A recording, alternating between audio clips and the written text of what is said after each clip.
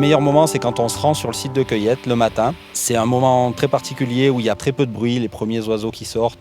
On voit très souvent des animaux sauvages qui ne sont pas encore rentrés dans la forêt. Il n'y a pas encore de présence humaine, c'est vraiment un moment où il n'y a que la nature et nous, quoi.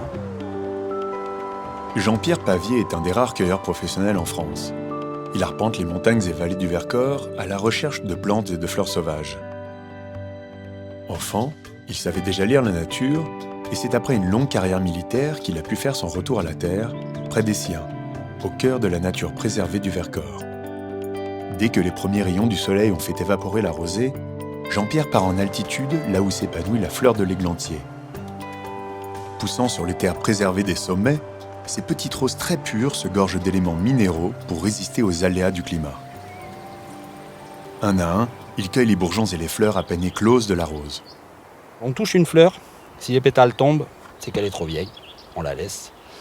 Et si les pétales tiennent bien, accrochés, on peut l'accueillir. En fait, le principe, c'est ça, c'est que les pétales restent accrochés à la fleur, même une fois mise à sécher.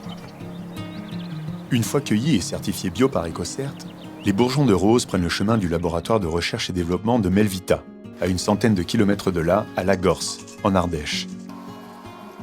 La récolte est plongée dans l'eau, puis pressée afin d'extraire les actifs les plus purs de la rose sauvage.